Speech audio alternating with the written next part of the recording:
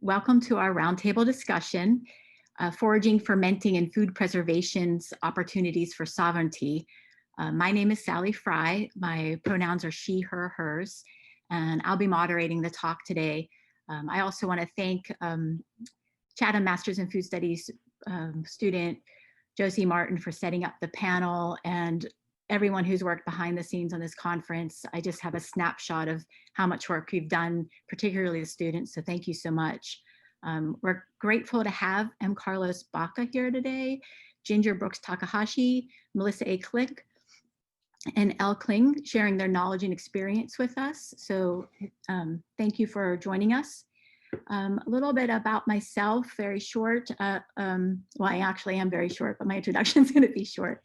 I'm a faculty member here at Chatham in our food studies department, where I've been teaching a fermentation course for the past 10 years.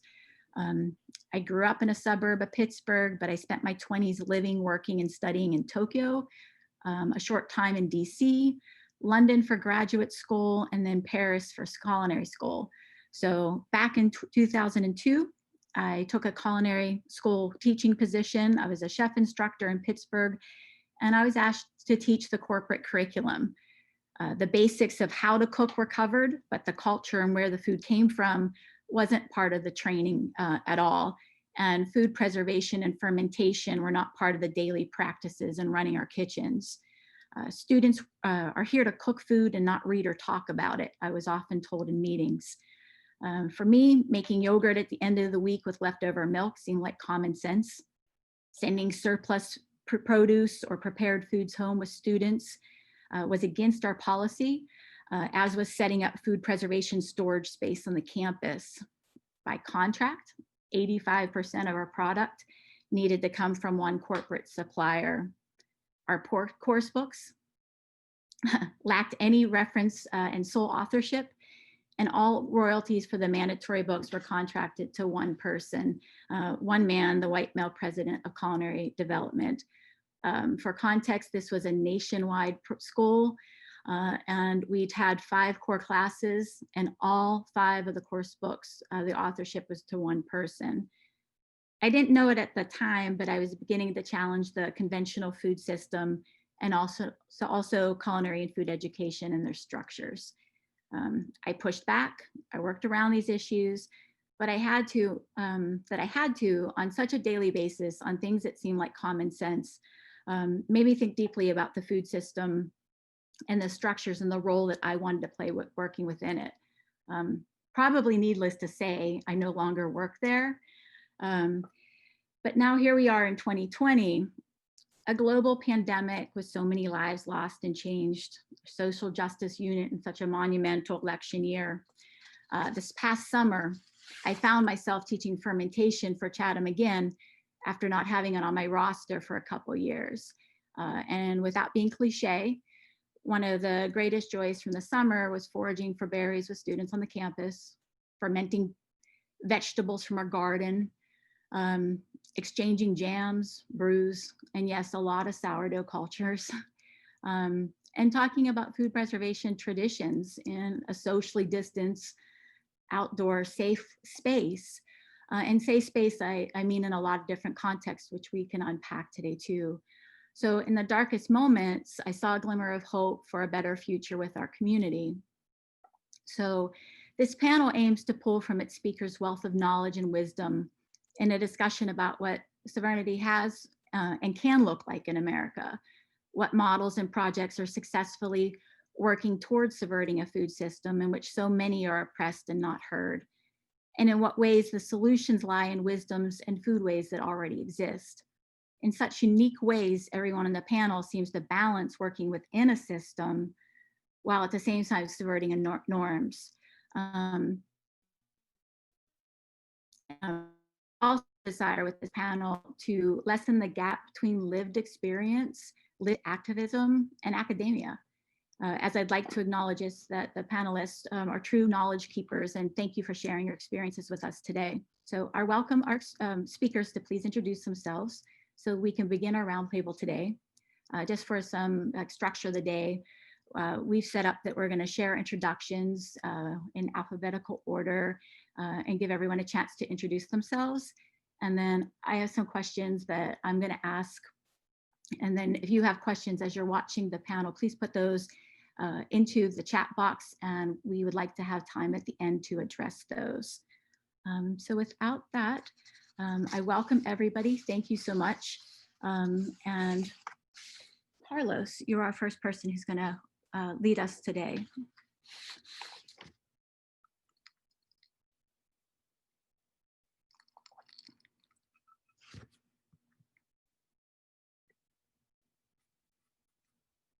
And Karlos is muted.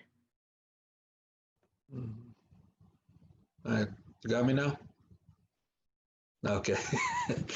He was telling me I couldn't do it. So, yeah, Yate Bini. Good morning. Karlos Baca. I am from the Southern Ute Nation.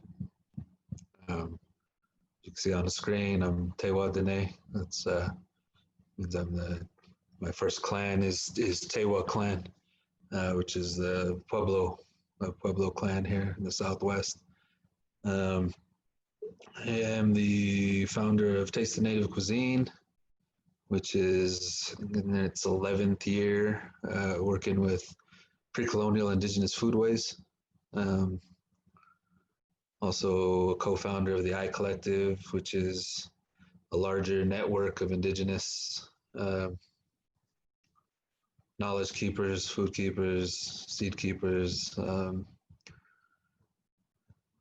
Really use our platform as a way to confront and white supremacist structure in general. And I have a farm here in Mancos, Colorado called Fourth World Farm, which is focused on pre-colonial indigenous agriculture. Thank you.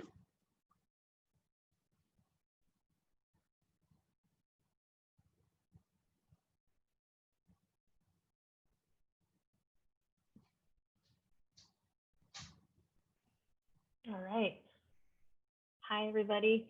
My name is Ginger. I'm a conceptual artist and educator who works with places, people, plants, and language that ask questions about our surroundings, our resources, and how we might creatively coexist. You're going to see some images now of work that's a combination of collaborative work with Dana Bishoproot, and that project is called General Sisters, as well as other projects. My work manifests as site-specific sculpture, performance, and writing. I live and work in Pittsburgh, ancestral land of the Osage people. As someone who grew up in many places and with a mixed-race family, I've spent my adulthood getting rooted in place. Whether that means apprenticing with a seaweed harvester or learning what trees I live amongst, this practice of rooting means getting acquainted with my non-human kin. I grew up foraging with my family in parks or other public places where that wasn't the norm.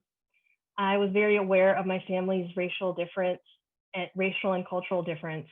I was often embarrassed about collecting ancestral food like ginkgo nuts when I hardly ever saw anyone else doing the same.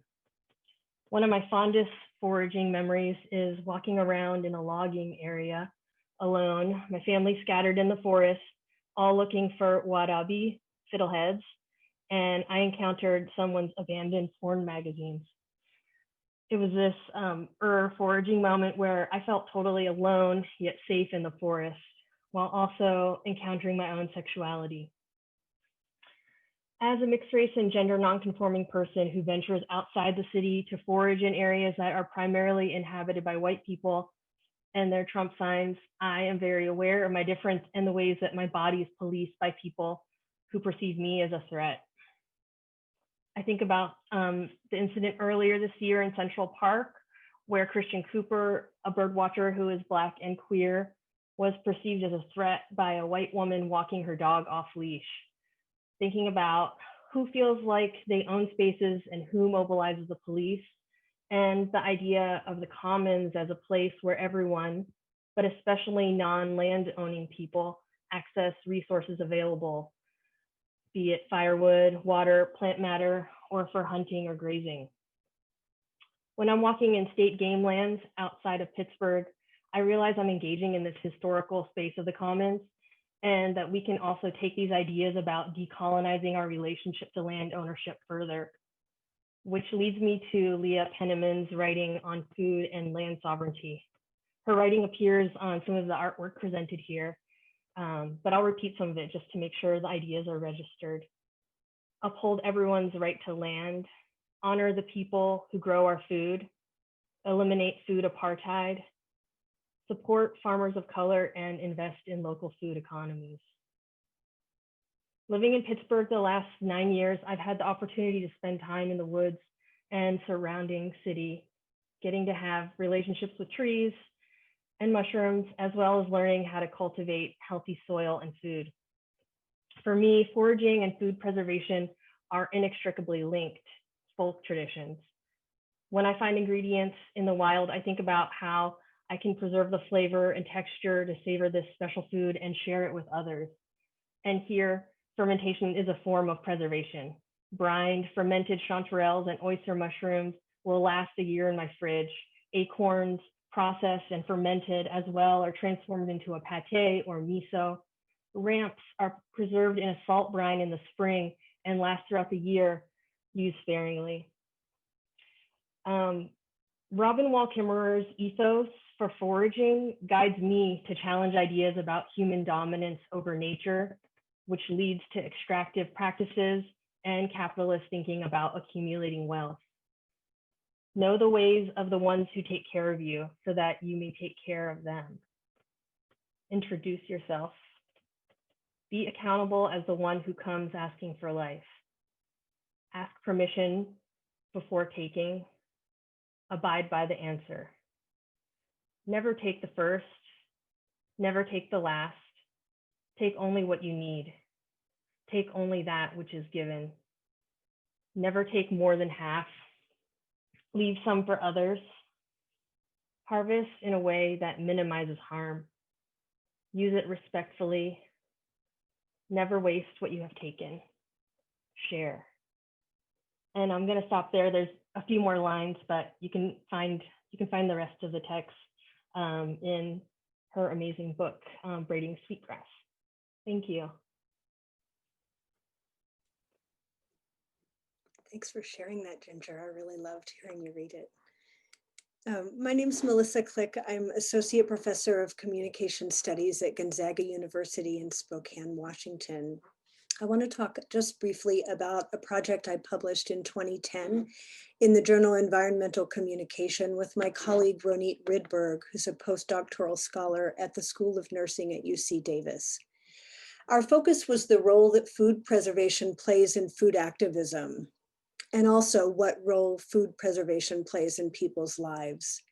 We were responding in part to a question the New York Times asked in March 2009. Is a food revolution now in season?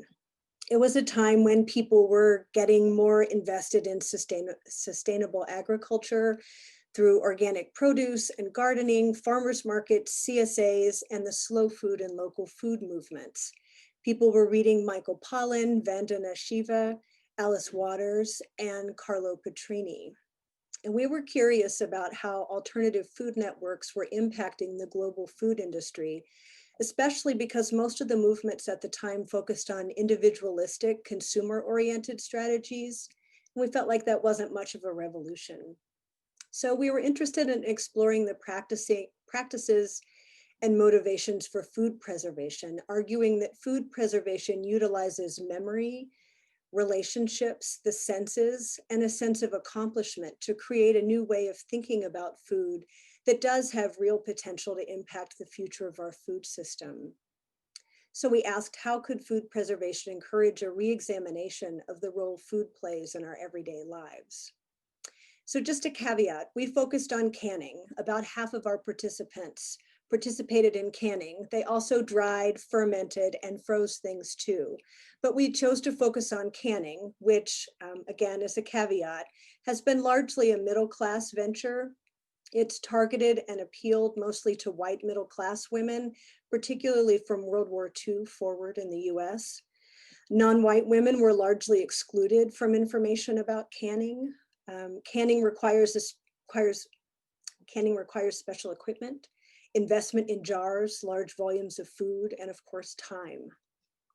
We need a lot more research on the impact of identity on food preservation, and we need more outreach to make more information about it available and resources for preservation more focused on community access. But on to the study. We surveyed 902 people and interviewed 30 people. We talked with people in about 42 of our 50 states, and we wanted to know how they learned to preserve and what motivated them to do it. The people that we spoke with considered themselves part of a food movement. They saw their preservation practices in line with their political views about food and the environment. So we looked at 6 themes. The first is motivation. People were motivated to know and control what's in their food, and we were fresh off food scares, both in the pet food industry and notably with spinach.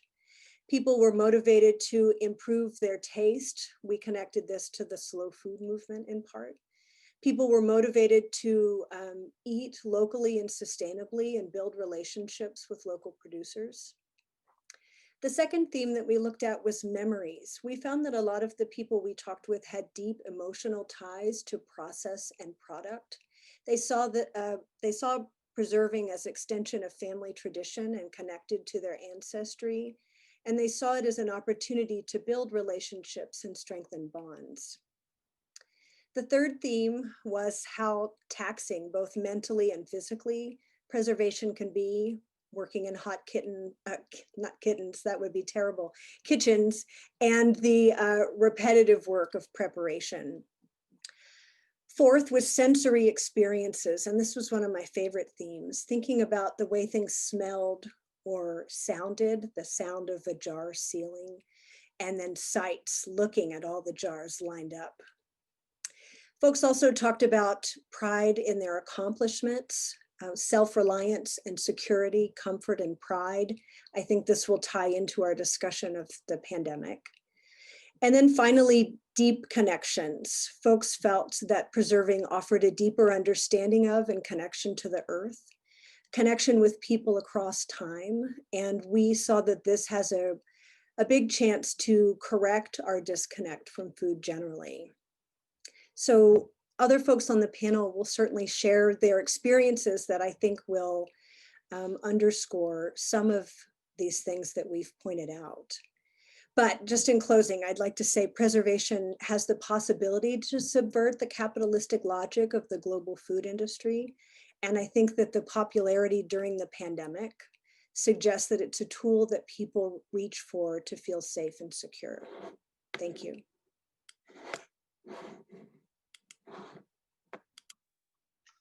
Hi everyone, I'm the Pickle Witch. I use they, them pronouns, and I have a small cottage food industry fermentation business on occupied Dakota and Anishinaabe land. You can find me on Instagram at PickleWitch and at picklewitch.org. I also have a series of small publications called zines available at YOLO Zines on Instagram. That's YOLOW Zines.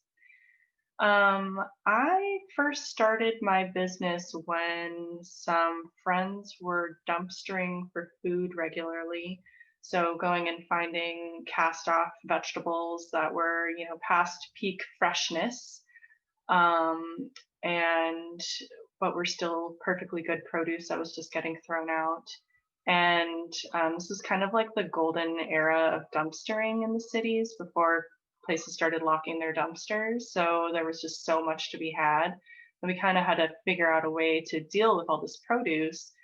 And I wasn't much of a canner. I cooked with as much as I could and gave away a bunch, but I still, at the end of these trips, would have a bunch of vegetables left over. So I took a free class on fermentation, and we would make something together as a class, and then 2 weeks later we would come back and we would get to taste what we had made. And ever since then, I have not stopped fermenting or experimenting and preserving food in that way. My personal practice within my business is to buy or trade with local farmers. I buy the vegetables, I ferment them at my home, and then I bring them back to the farmer's market to sell. During the off season, I work with suppliers that provide high quality organic produce from small farms, but not from Minnesota, where we have a pretty short growing season. I ferment things like celery, beans, onions, cucumbers, and krauts. Really anything I can get my hands on, I've tried to ferment it, some things with more success than others. For my business, I realize that I live within a capitalist and white supremacist system, and I'm constantly trying to critique and resist that while also being forced to participate. So I do have a business. I make money off of my ferments, and ways that I've tried to resist that white supremacist and capitalist structure is to do things like provide sliding scale for my products. So if you can't pay full price, there is a sliding scale and the questions asked that you can pay. I do jar deposits, which is a way for me to keep the consumer end of my business a little bit more sustainable, where people are getting high quality reusable packaging. And if they return it to me, I can put it back into my production, and it just saves packaging from going to like the recycling bin or the trash can. I also organize markets for BIPOC vendors of all kinds, food vendors, craft vendors. BIPOC is for Black, Indigenous people of color. That market's called Support Local Hustle. And it's something that I've had to put on hold because of the pandemic. But prior to that was a quarterly market where all the vendors had a lot of support with sliding scale entrance fees, a lot of mentorship, grants, and it was just an opportunity for them to sell what they're doing. A lot of food preservation and food processing was a part of that. And the last thing that I do within my business is I create zines. They're just small publications. I've found that trying to find publications that are not written by white people or written by men that have to do with food sovereignty and justice is just challenging. It's not that they're not out there, but it is challenging. So whenever I find a topic that I'm really interested in and I can't find that publication, I make it at a small scale and make it available through my website. And the last thing that I'm really trying to do with my business is to focus on communities within fermentation, meaning all those cool little bugs that are breaking down complex carbohydrates and complex proteins into things that our bodies can absorb. And also the communities of people that I realized I would not be a business without a huge community support. And also the way that my food is supporting the people in my life and the people around me. Thank you.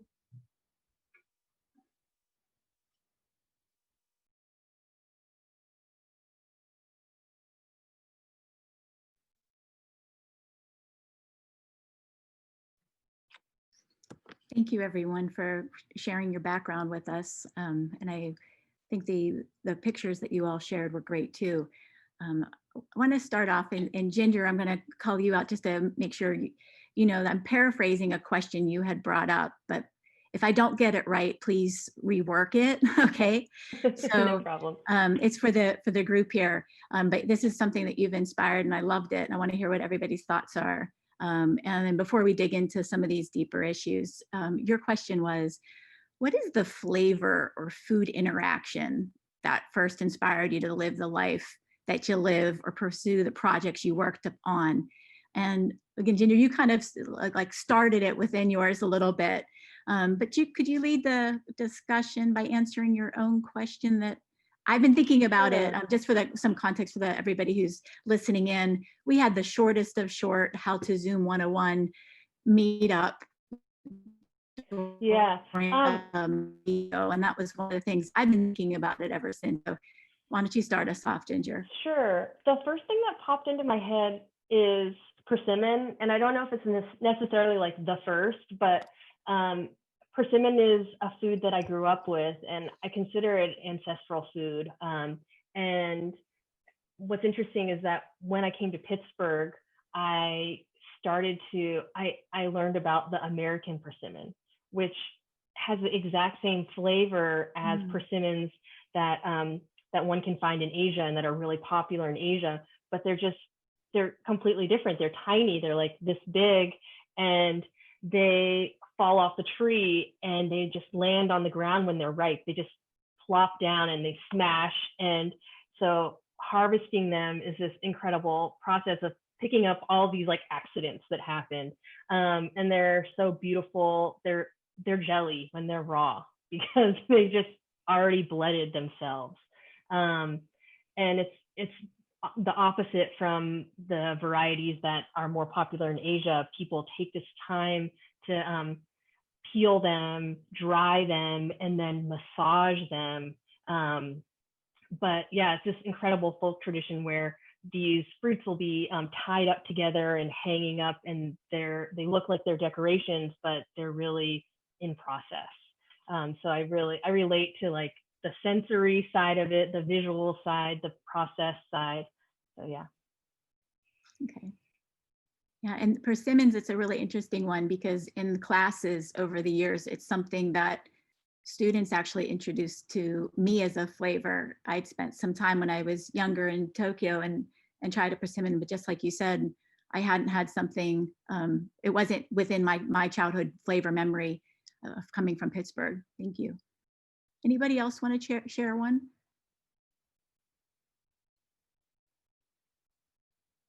Melissa? I don't know that it exactly answers the question, but my parents are from the Shenandoah Valley in Virginia. And I can remember as a kid getting little jars of apple butter from my grandmother. And there's no point, in my opinion, in buying any apple butter from the grocery store because it is not good. But my grandmother's apple butter, I think, really inspired me to learn to preserve because I wanted to recapture that flavor. Yeah. Thank you, Melissa. What about Elle or Carlos? Do you have something to share? Yeah, definitely. I'm going to drop a link in the thing to an article I wrote for PBS about this exact conversation. And I always relate back to my first two flavor memories are reminiscent of my grandparents. So with my grandmother, one of our first whole food as babies here in the Southwest in particular is blue corn mush. And anytime I see my grandma, it's something that comes forward in my mind anytime. She's 88 right now. And now that we process our own corn and roast and nixtamalize it all ourselves and then create our own corn, atole or however you word it. And then the other one is my grandfather is beru. It's what we call nabit, which is osha. And he used to take me up into the mountains. Anything that had to do with going anywhere with my grandfather was like an all-day excursion. I always called him the slow and low professor. He was like if it was like, hey, let's go to the store to get an ice cream or something, that meant that it was probably going to be like a 5-hour adventure. So, but he taught me about this medicine, and it's my flavor memory of him. And so it's actually what has cultivated both my flavor experiences of my grandparents of what formed who I am today. Right? So I have one half of me that is very untamed and just kind of stays in the mountains and in the desert gathering all the time. And then we have a farm where, we're planting foods and recreating an entire ecosystem here, recreating the entire indigenous ecosystem of this clear-cut landscape that I live on. So that's my story. Yeah, thank you. Elle, what about you? Well, I was thinking about persimmons are a huge part of my relationship with my grandmother too. And in addition to persimmon, I would just say like any fruit. My grandmother would say like, "Oh, have you tried this Asian pear?" And I would say like, "Yeah, I've tried Asian pear before." And she would say, "No, no, no, no. This one though, this one is the best. Like it's the juiciest. Like I peeled it for you, I cut it for you, I put it on a plate. Like this is the one." And then she'd put a little toothpick in it, and I would eat it, and I would feel that it was the best fruit that I had ever eaten, but I would also have to kind of say, like, it was a call and response that I would say like, "Oh yeah, like this is the one. This is like the fruit." Really anything cut by hands, anything prepared by hand, that's the flavor that has made me so into food and making food and sharing food, because I'm such a small business. I still do everything by hand, and that's like part of what that like magic special sauce is. Yeah, thanks for sharing that. And I want to follow up on that. And I love the connection that you just mentioned, Elle, of like people's like literal hands still doing the cooking, and brought you all of your memories to family and connections. But I'm going to ask you about, and this one, Elle's going to start this one. A lot of your work about shifting from a deficit conversation that focuses on appropriation to one of appreciation.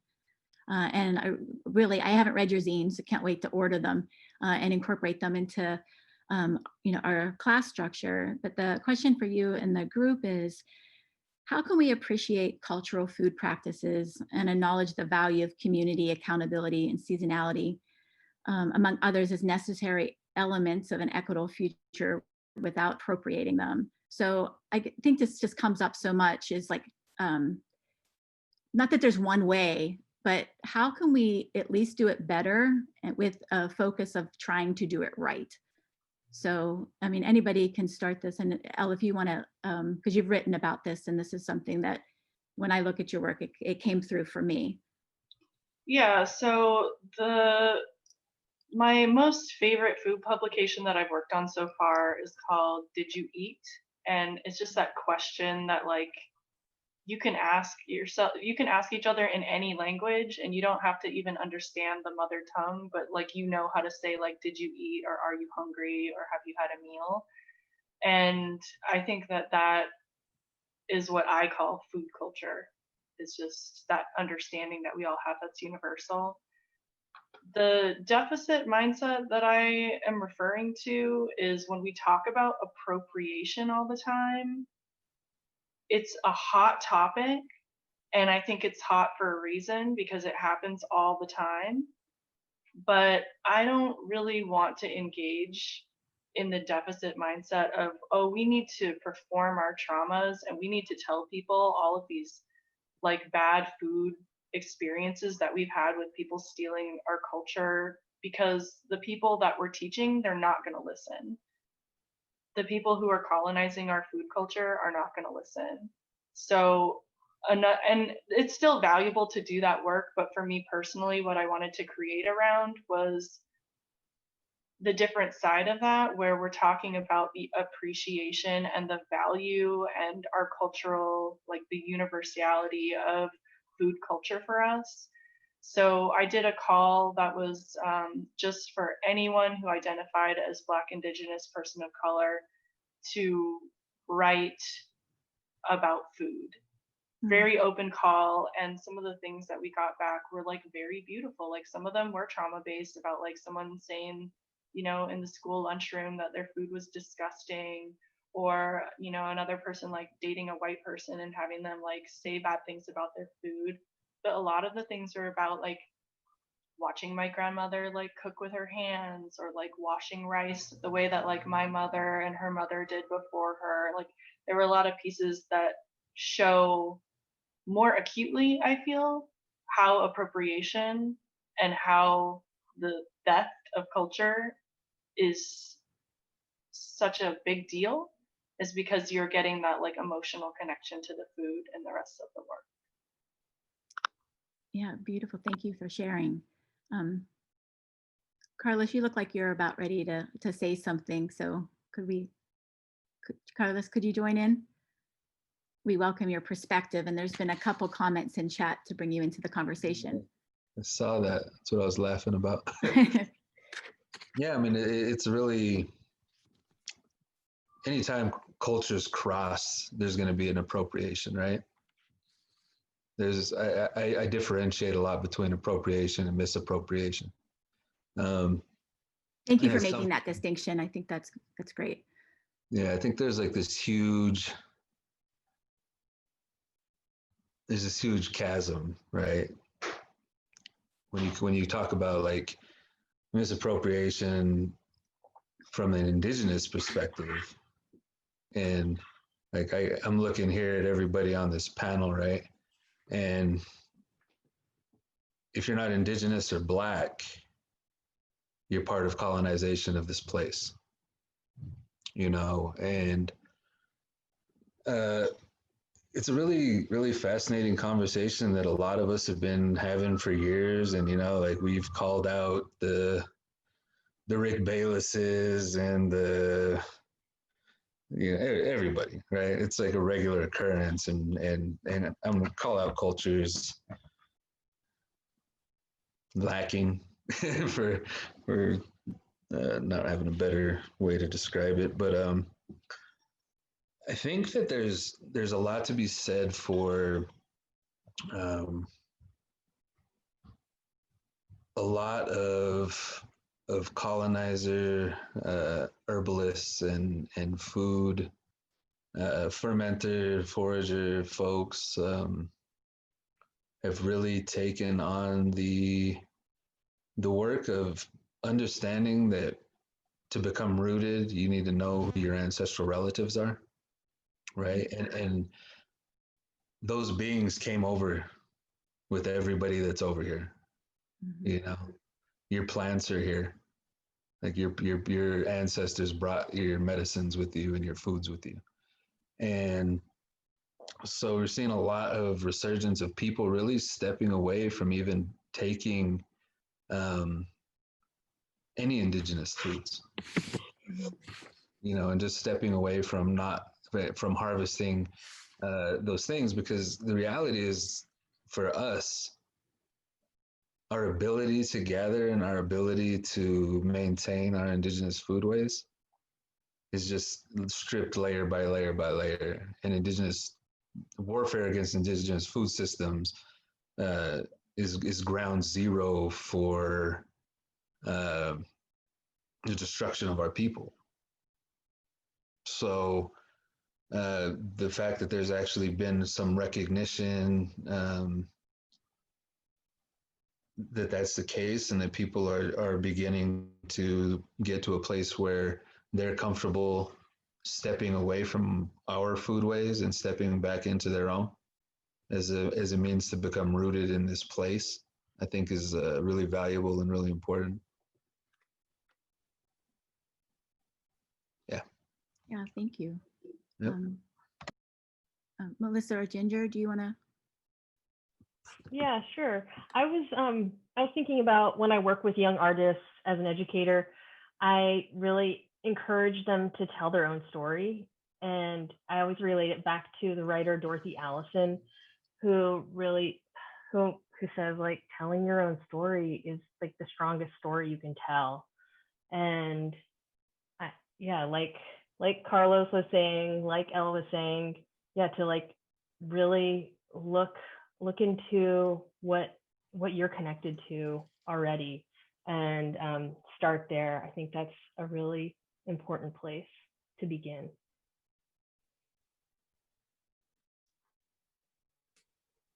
Yeah, that's beautiful in its simplicity, because Ella's saying, ask, what did you eat? And you're saying, listening when people tell their story. So, you know, I'm hearing like kind of acknowledging these voices too.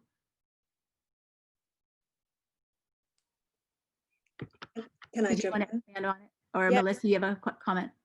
Yeah, I obviously want to echo everything everyone on the panel has said already, but I think white folks need to work on this in lots of areas aside from food, making sure they're not appropriating. And so listening, acknowledging, understanding histories, making space for others, you know, coming to new kinds of food or ways of eating with curiosity. And then obviously attributing fairly and respecting, I think, are all things that we should all be doing, but white folks certainly have a lot of work to do here.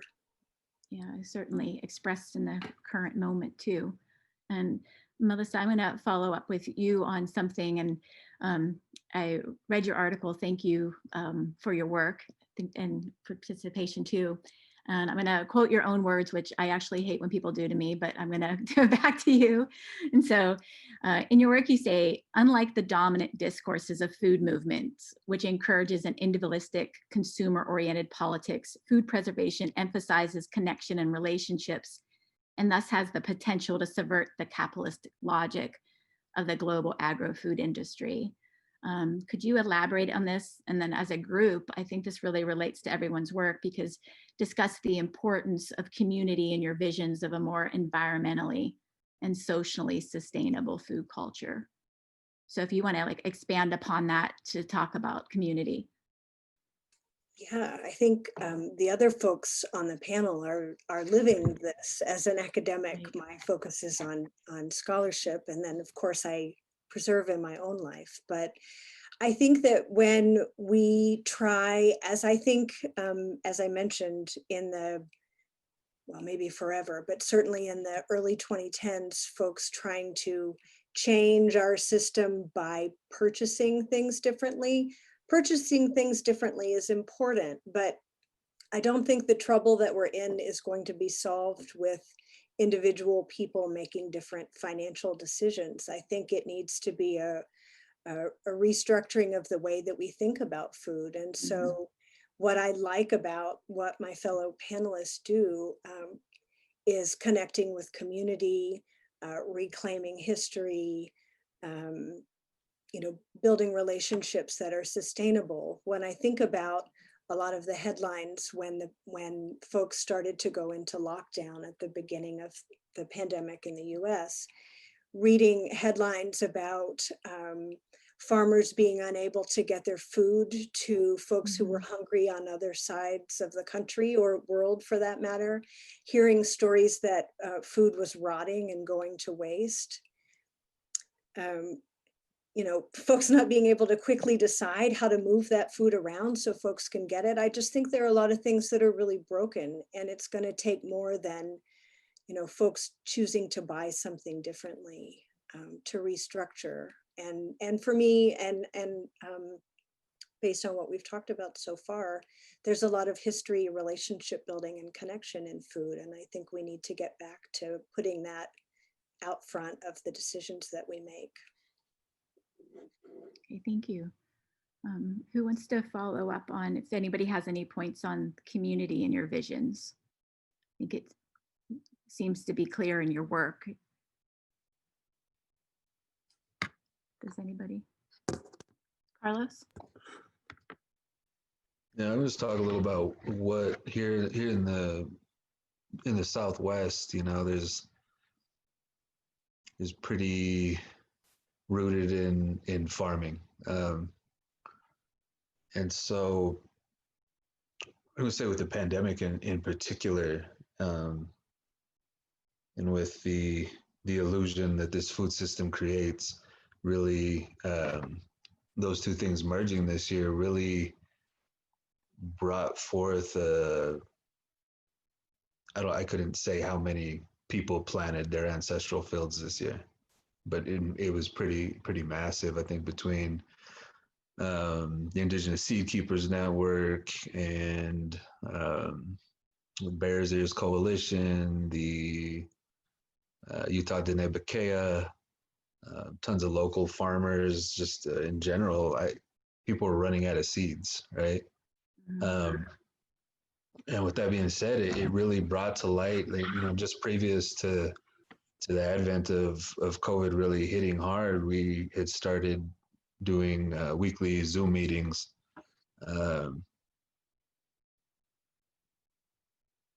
Trying to re-educate the local indigenous farm community more on stepping away from capitalism and back into circular economy. And so throughout the pandemic, that's really happened a lot. So we're getting back to where crops are being traded again a lot more, as well as Skillshare, like food share. Next week I'm doing something with Hopi, teaching about prickly pears, and and doing it in trade, right? It's not a monetary exchange, so it's how we're really working on getting back to that point. And I think that everybody needs to be looking at that, right? Like the American food system is a sham. The USDA has the nickname "the last plantation." I mean, that right there is the be all end all of the conversation. And I think that we really, as people, need to reflect on that, because what does happen when the system shuts down? What happens if say Trump wasn't in the position he is now during this, and instead of letting all our immigrant family that are working in the fields and working in the slaughterhouses get sick, they would have shut them down? What would have happened to the American food system then, right? Mm-hmm. Right. So we really need to be prepared. I know, like, one of those programs that Utah Dene Baca has was called the Seeds and Sheep program. And so it was about collecting sheep. The Dene have been sheep herders for hundreds and hundreds of years, and getting herds back to families and getting seeds to families and actually teaching them, if the knowledge was gone, and if not, just giving the opportunity for those things to come back. So I think it's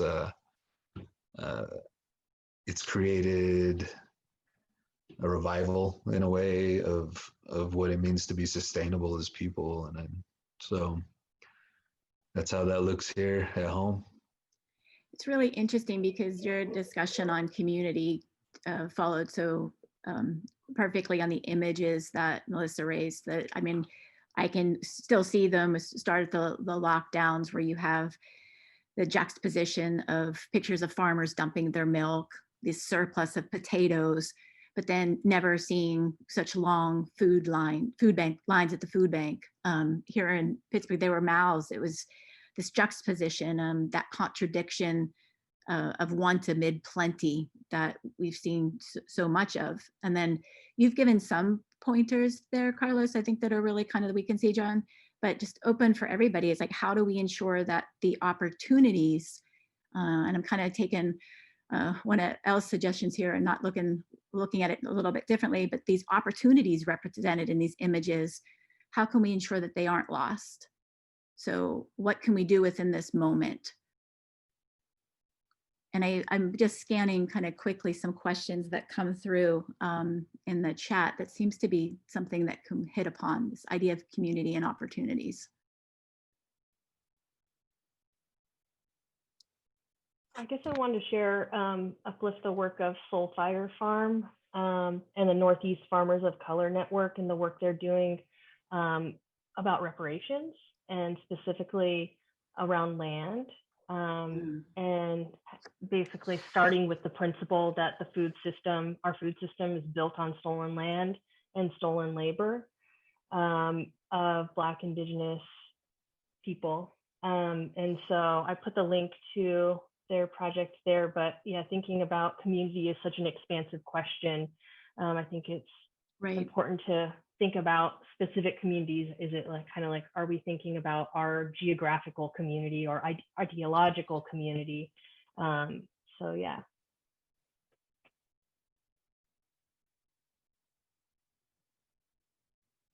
Anyone else want to follow? Because I could think your question on land leads into something that Karlos, you had mentioned in our discussion, in our really short discussion that we had, is the urban-rural divide is a vast space, was one of the comments you made that I think really wanted to make sure that everybody had a chance, if they wanted to comment on it. Can you explain what you meant by that? And as a group, how do you see issues of land and food access playing out differently? We can take it in the rural or urban communities if you'd like, whatever. We could keep it as broad or narrow that in as much as we need to, but the issues of land, I think, are really important for this discussion. Right. And Karlos, there's a bit of a heavy sigh. That's like the heaviest question to ask on a. You know,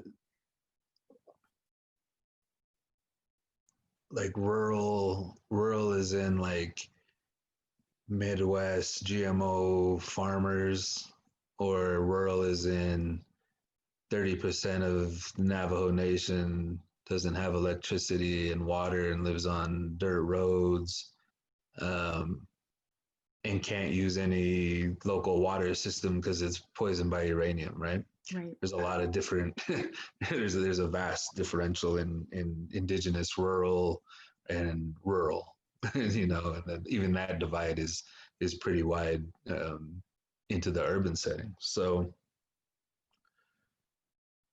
you know, bridging those gaps are really, really, it's a difficult thing, you know, like the program, like if you look at like what Leah Penniman is doing as Soulfire and the Northeast Farmers of Color Network.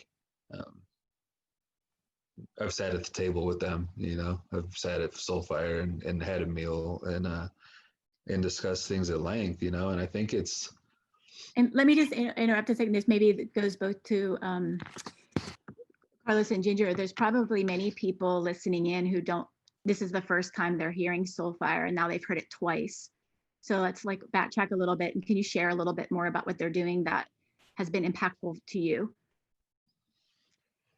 Yeah, I mean, I think Soulfire was, I believe Leah and her husband lived in Albany, and Soulfire, its roots were in trying to feed the community within that urban center. They managed to get some farmland there in upstate New York, and they've really continued that program and education in really acknowledging that we can't discuss food without discussing race, without discussing environment, without discussing white supremacy, without discussing all these things, right?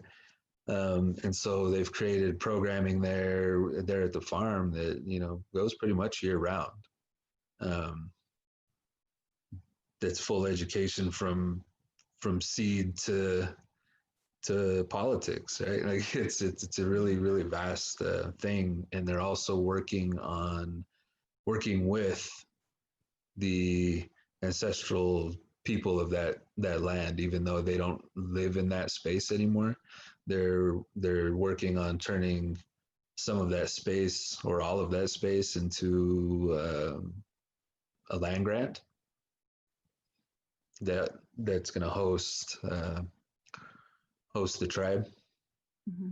And it has also really engaged with the indigenous populace there. Mm-hmm. Right, so it's not the typical black-white race conversation that's happened in this country for the last however many years, you know, for all the years up until social media, really. The other voices are finally being heard. So, but you can definitely ask I see she dropped that. Did you put the reparations map down there? Or did you just put a link to the Soulfire farm? Ginger? I put a link to the map. Yeah. Yeah. And then there's another thing, right? It's like the reparations map. This is basically any BIPOC farmers in this country can label where they're at. They can put on there, hey, I need an acre of land. Hey, I need a tiller. Hey, I need to borrow a tractor. Hey, we need whatever it is, right? And anybody, I suppose, but it's geared towards settler colonial folk, and that you can get in there and go drop that money. You know, you can actually get back, give back to people in a meaningful way, right? And we're actually working on something very similar with the Acequia Institute over in the San Luis Valley here in Colorado. There's a few hundred acres we have there that we're trying to transition into that exact same type of land grant space. We've been working. When I was brought into it, my conversation, my directive was that if there's not a Black voice, that we're not really having a conversation as well. And so here, I think it's been like a month and a half. We went over, and the Moderator Greens team out of Denver and some of their BIPOC farmers came down, and we had pretty lengthy conversation and knowledge sharing. So, you know, there's a lot of movement, right? Like we have to create our own commons in this space for sure. Now I forgot what the original question was. What were we talking about? We had started out with talking about the urban and rural divide, and then breaking it down from there. But I think, you know, Anna's following on from community. So I think that's all relates. It brings me to a point of something that we've discussed and so much in the planning of this conference. And then this is a difficult question, but what's the role of academia in these conversations?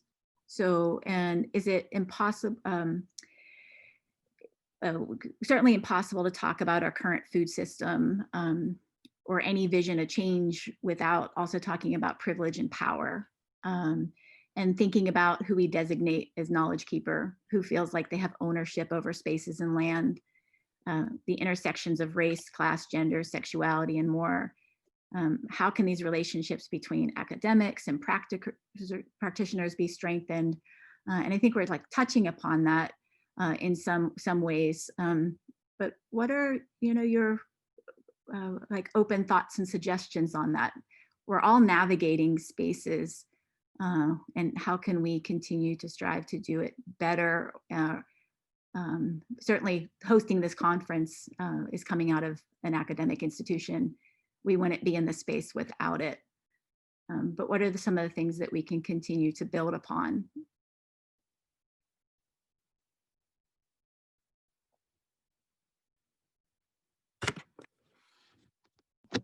You're just open to whoever or me or whoever. Yeah. Yeah, I mean, I think we've talked about, you know, like you can look at like decolonial methodologies and read that book but when you really break down academia, it's based in white power structure. Its very foundations are woven with white supremacy, and you can't decolonize that, right? You have to actually dismantle the entire structure, and then we all sit down and have that conversation, right? It's not like something that we're just gonna. I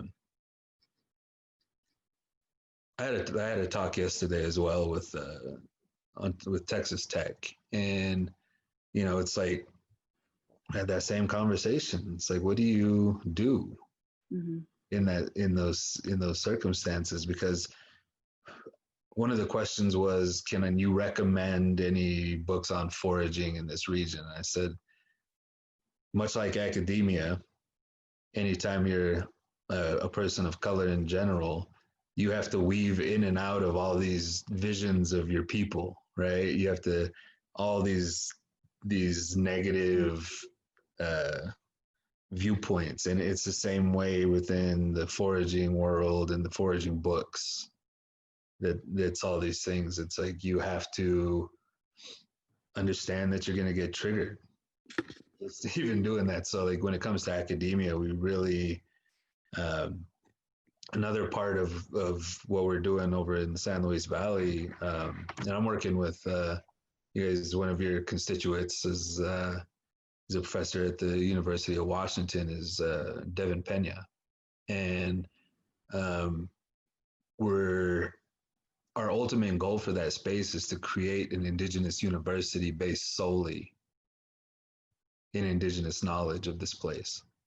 So, you know, those are that's the kind of movement that we have to experience right now, right? To like really just step away from that side of things, right? I've never been comfortable with even speaking with universities, right? It's like, I know if somebody's an anthropologist that I'm just part of their program, right? I'm not really a person. Mm. Like I know that as a fact, you know? And so, where do we go? It's a good conversation. Yeah, does anybody, Ginger, did you want to comment? Like it looks like sure. I'll just Ginger say then Melissa wants to comment too. Ginger, I mean, I'm an adjunct professor at Carnegie Mellon, and I teach art. And I guess I think about like the ideas of like supporting or uplifting and, you know, other work that's happening outside of the institution. And I think, you know, a lot of academic institutions are responding to demands of students and to, you know, who protested and who are asking their institutions to, you know, to examine their white supremacy and how it plays out and how the institution functions. And yeah, they're asking their institutions to do work that connects more with all the things that are happening outside of the institution, geographically, where it's connected to with the people that are doing work that are geographically close, but still separated from the institution. But I think that the starting point is that the institution has to acknowledge the hierarchy and has to acknowledge how it operates. It's complex. Yeah, I would echo what everybody else has said, but I think a lot of the questions that you're asking, Sally, are tied to so many other complex factors. It's really hard to be like, I know. Well, here's how we solve all the problems. Yeah. I've got a list and we just need to follow it, right? And I think what the other panelists are suggesting is that, you know, universities, like all of the other institutions in our culture, are complex, are founded on white supremacy. And so, you know, we can use them as tools if, you know, folks are comfortable using them that way. But we also need to not be uncritical about what universities represent and what they can do. So, you know, like any other allyship, you know, universities can be facilitators. This conference is an example of, you know, facilitating a conversation. And, you know, being self-aware of who gets invited into that conversation and making sure their voices, you know, have a space that feels, you know, brave and folks are there to listen. Certainly being funders can be really useful. But, you know, I would echo what Ginger said. You know, we have students here at Gonzaga who say, you know, the food you serve us on campus isn't what we eat when we're at home, and we're not comfortable eating this food. And so, you know, there's so many ways in which universities are having to, you know, rethink what they're doing, because they are, as Karlos suggested, so steeped in white supremacy that, if we can't feed our students in ways that feels equitable and fair, then what we could do in our communities is even more challenged. So universities just have a lot of, like many other institutions, have a lot of work to do to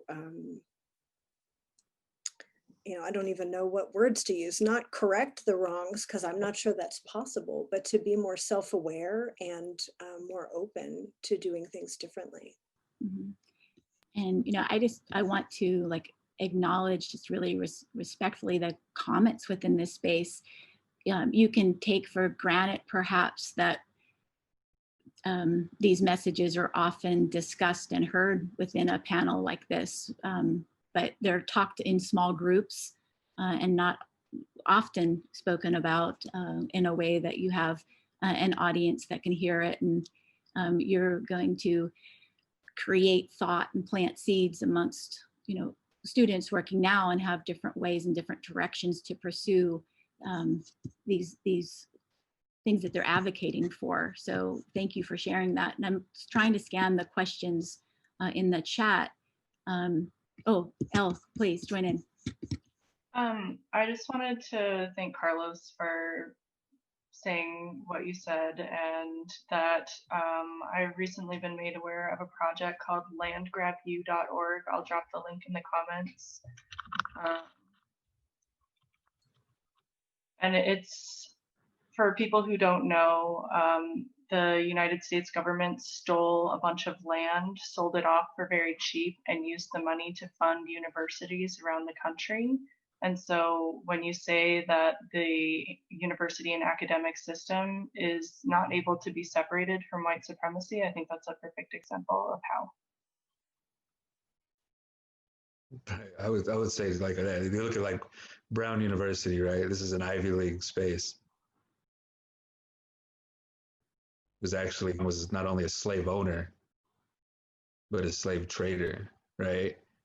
And so you have his face and his name all over this campus, right? And that's supposed to be I'm not big on the whole concept of space, like safe space. There's not really any safe space, but it's like you're inviting people into violence, right? Any people of color that go to that space. So, that's how entrenched it is. Mm-hmm. And as I scan there, I don't want to do kind of like what these overarching huge issues, like you're here in the last 15 minutes to solve all these problems and point us in the right space. I hear what you're saying here, but the questions here that seem to, as I scan them, is just asking for more resources. And they're saying, thanks for the links and the resources. And there's one here that says, please share resources of actual examples besides Soulfire of groups or communities doing labor, cultural work, organizing in a way that disrupts, subverts the capitalist white supremacist systems and structures we're all living in. I'm a little uncomfortable with asking because I feel like it's putting pressure on you to teach people, take exploitative, I don't want to be exploitative of your knowledge, but if there's anything that you want to share that you think that someone might not know about, or you want to just give a highlight, is there anything that could answer that question in a way that you'd like to respond to it? I have just one small offering on that, is that I feel like white people have a lot of work to do in their own communities. And I feel like you really need to engage white supremacy on the ground, within your families, within your circles, within your institutions, to decolonize, right? It's not indigenous people, Black people, POC people's job to decolonize, right? That's a colonizer's job, right? We're re-indigenizing, and we have to be cognizant of what decolonization is, but I don't necessarily agree that it's our job, right? Yeah, I didn't want to frame it as such, yeah. And with that being said, within our communities, we don't really want help from the outside because you've shown again and again and again and again that even with your best intentions, usually come harm within our groups, right? And so we've kind of, we don't really care for it anymore, right? We're doing the stuff ourselves. We've built our own tables to sit around. And we don't need those helping hands and those things per se. Like we're working to build our own foundation because we know that the system has never given a fuck about us ever. So if we don't have our own foundation for when the system falls, which we're watching it collapse around us, where do we stand, right? So you're asking, I think, the question in a different way, but like the system needs you far more than you need the system. No, I think we discussed it. We're talking about academia, right? That's the whole thing. Like, right.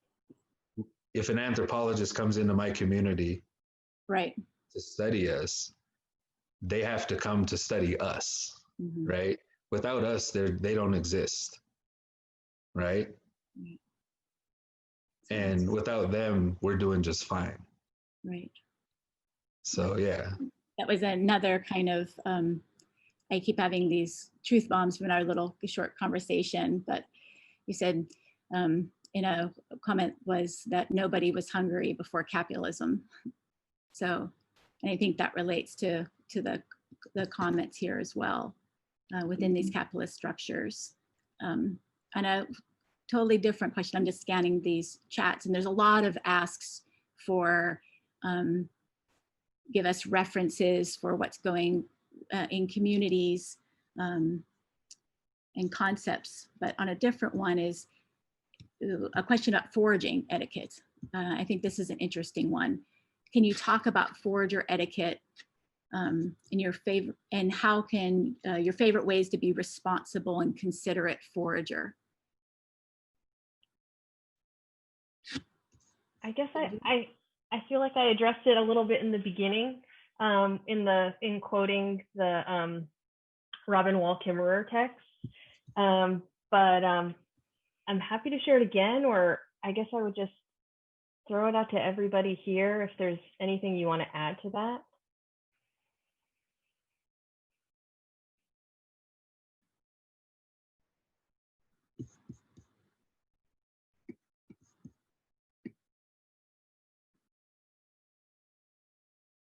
Does anyone else have comments on forager etiquette?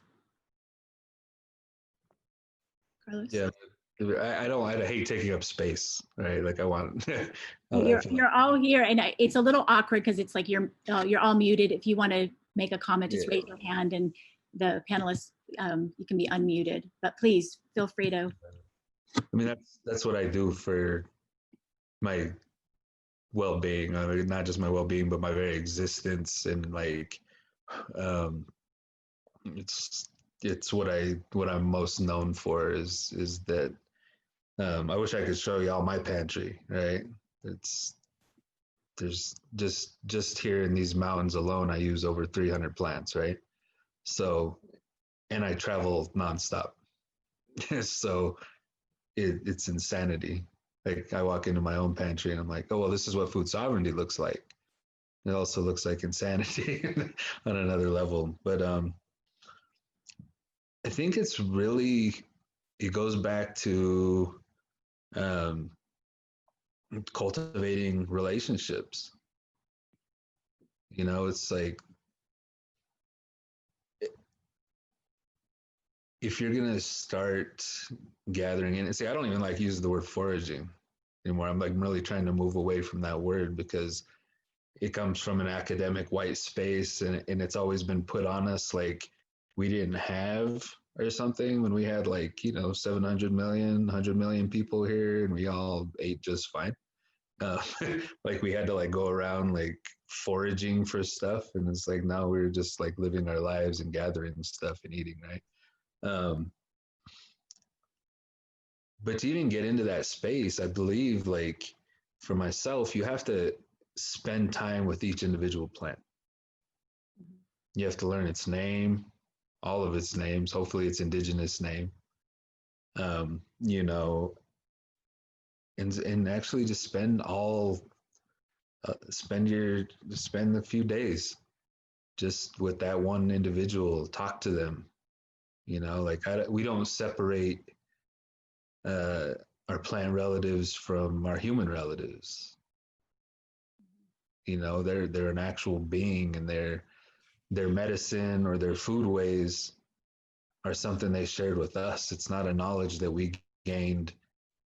It's something that they gave to us. And so, you know, to honor that commitment that you have to our relatives like that is really the only way I know how to state, you know,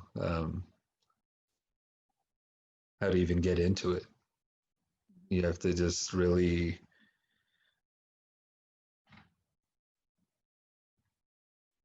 you have to step outside of the self and the ego and come back to being one with the place that you live in, right? It's not a matter of going out and learning a plant and harvesting a plant and doing these things. It's like, where do you fit in that system? So that's my ideas. Getting a lot of responses saying thank you for sharing that knowledge. Does anyone else have to comment on it? Elle, I can't tell if you're nodding or if you want to. No, you're good. Ginger? I guess I'll also add that to get to know the plant or the tree in all the different seasons. So, you know, what is the tree? Do you recognize the tree without leaves? Do you recognize the bark? Do you recognize the silhouette, the shape of the tree? I think it's really helpful to really take it slowly.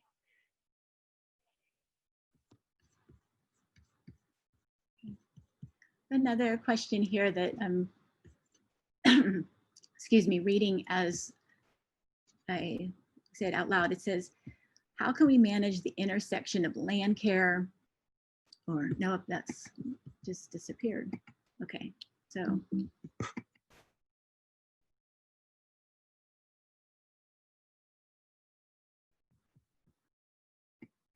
Sorry, I lost one of the questions here. This is in one that kind of follows up on that well. It's framed by a senior in college and has been looking for opportunities, both career and internship. Do the panelists have any advice as to how to get involved with doing this kind of work and building community and sharing food? There we go. So sorry about the mix up, but there we go. So I think the question is, I think that's really broad of a question, but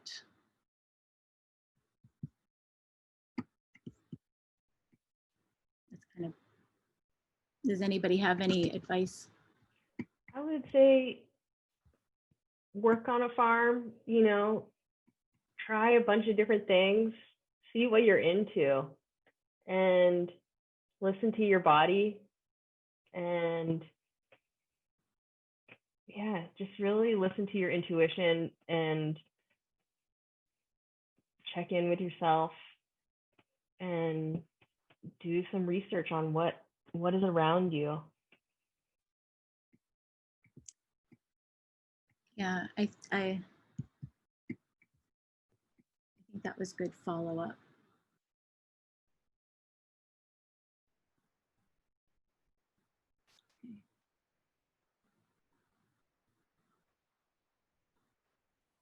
Karlos, I have a question for you.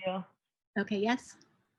Karlos, I was curious what you call peppery beans, if you have a relationship with that plant. I've been growing them here. I've been trying to grow them here in Pittsburgh as kind of an experiment because we don't have a lot of rainfall and I choose not to use tons of water. And yeah, I'm curious what your relationship is with that plant? Yeah, I mean, tepuris, their autumn name is Bawi.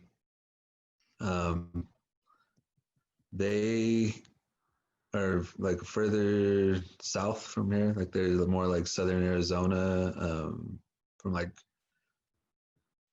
the middle, like I don't know, like the Phoenix region on down into northern Mexico. So we don't really have them here, but I was given a few of these tepary beans from the mountains of central Mexico, which is it's a blue speckled tepary bean. And if my cat wasn't passed out on my lap, I would get up because there's a big old bag of them sitting right here. I would show them to you. They're absolutely beautiful and amazing. They actually grow wild in the mountains there, and they do something that's none of the other beans we grow do, which is they broadcast themselves. So as they're drying out, the pods actually blow up and they shoot beans everywhere. So you have to like be harvesting them every day. Yeah, exactly. It's gorgeous. Yeah, they just shoot, right? So it's amazing. Yeah, I mean that's my only real experience with them. I know that the ones that we have planted here love it here. We started with just a few literal, like a literal, I think I had 13 seeds. This year we have probably somewhere around 5 pounds. Yeah. Wow, that's amazing. I read that the plants actually have this technology that their leaves can rotate in relation to the sun. So when it's at the height of the day with intense heat, they'll actually rotate so they're not getting as much sunlight to protect the plant. Yeah, they're amazing. And the season is really fascinating too. So like the first year, I mean, our growing season last year was exactly 90 days. From frost to frost was 90 days. And we actually planted them late, almost a month. And they still produced. And then this year, we planted them at the same time that we planted everything else, and they just went and went and went and went. They were the first to produce and the most productive. So they're very amazing. Thank you.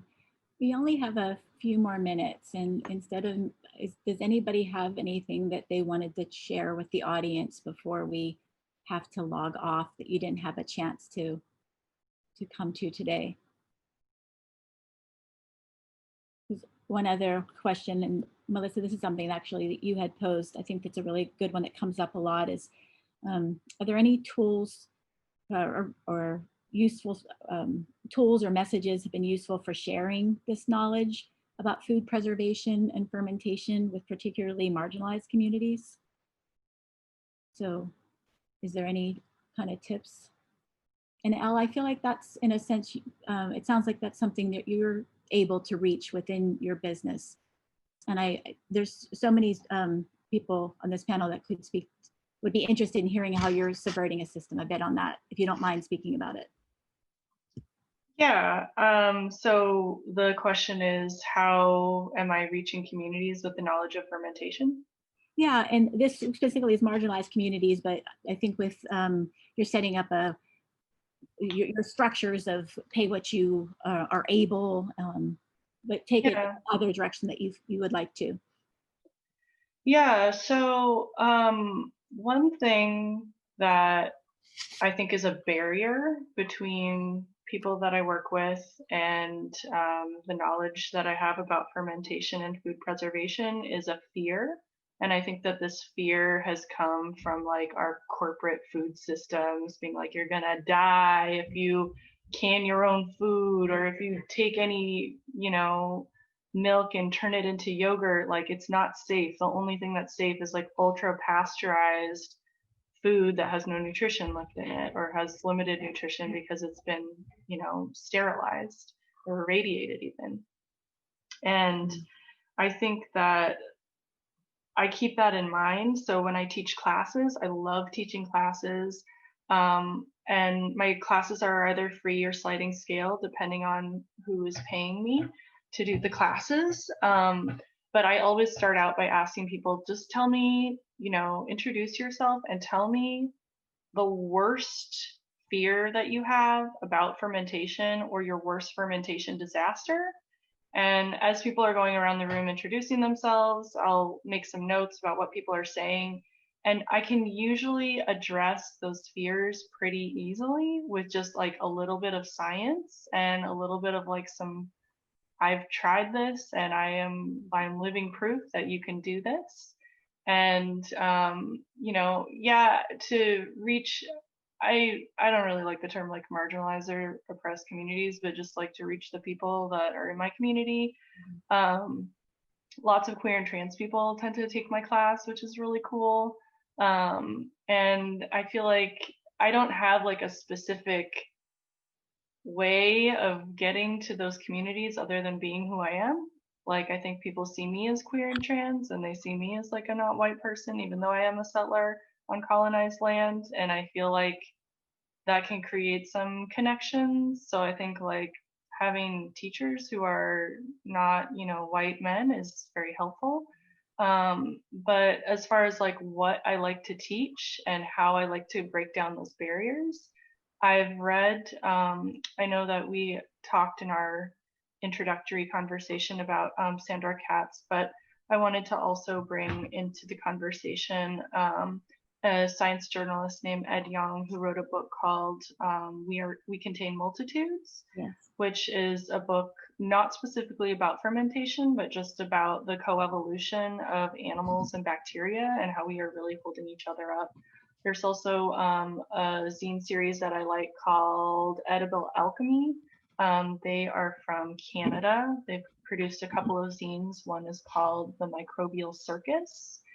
And there's also a few things that I've written, and I'm sure there are so many more. So I'm really hoping that other people will share their resources. But yeah, as far as like getting to different communities, it's kind of how my approach. Yeah, and what we've done is we're collecting a bibliography of those resources, which we can make available for everyone.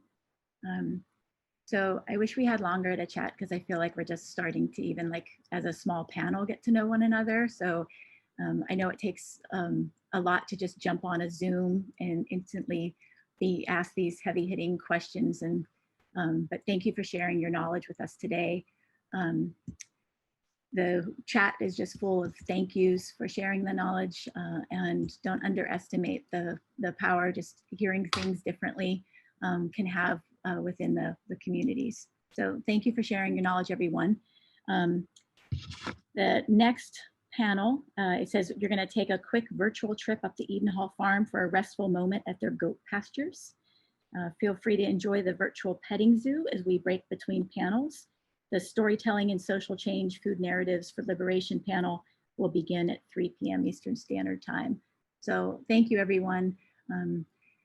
Everyone who participated, and thank you to everybody on the panel. This has been a really a great discussion in a difficult format. I hope the next time that we meet, we can actually talk together, hopefully around a table, sharing beautiful, delicious, nutritious food. Okay, thank you, everyone.